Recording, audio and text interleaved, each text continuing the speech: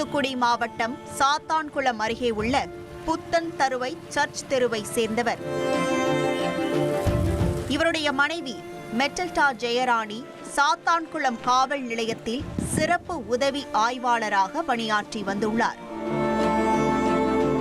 தற்போது தட்டார்மடம் காவலர் குடியிருப்பில் வசித்து வரும் இந்த தம்பதிக்கு 2 மகன்கள் உள்ளனர்.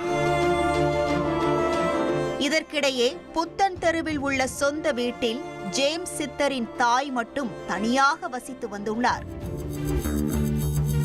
அவருடைய வீட்டிற்கு அருகிலேயே இவர்களது குடும்பத்திற்கு சொந்தமான தோட்டமும் இருந்துள்ளது. அந்த தோட்டத்தில் இருந்துதான் ஜேம்ஸுக்கு பிரச்சனையும் தொடங்கியுள்ளது.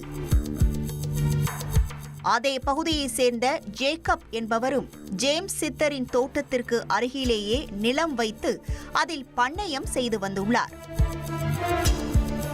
இந்த நிலையில் ஜேம்ஸ் வெளியூரில் வசித்து வருவதால் ஜேக்கப் நில ஆக்கிரமிப்பு செய்து அதனை சொந்தம் கொண்டாடி வந்ததாக தெரிகிறது. இதற்கு ஜேம்ஸ் சித்தர் கடும் எதிர்ப்பு தெரிவித்த காரணத்தால் 2 தரப்பினருக்கும் ஏற்கனவே முன்விரோதம் இருந்துள்ளது. ஒரு கட்டத்தில் சட்டப்படி இந்த வில்லங்கத்தை அணுக வேண்டுமென ஜேம்ஸ் குடும்பத்தினர் தீர்மானித்துள்ளனர்.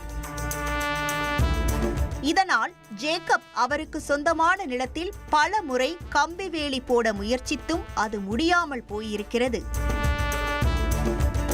இந்த சூழலில்தான் கடந்த சில நாட்களுக்கு முன்பு ஜேக்கப் திடீரென அவருடைய நிலத்தில் கம்பி வேலி போட்டுள்ளார்.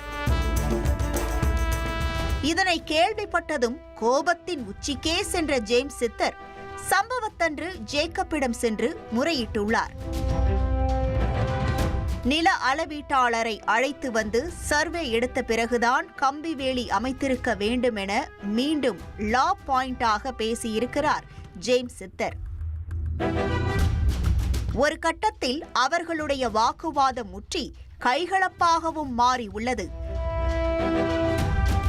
இதனால் ஆத்திரத்தின் உச்சிக்கே சென்ற ஜேக்கப் தோட்டத்தில் இருந்த அரிவாளை எடுத்து ஜேம்ஸ் சித்தரை சரமாரியாக வெட்டிவிட்டு தப்பி சென்றுள்ளார்.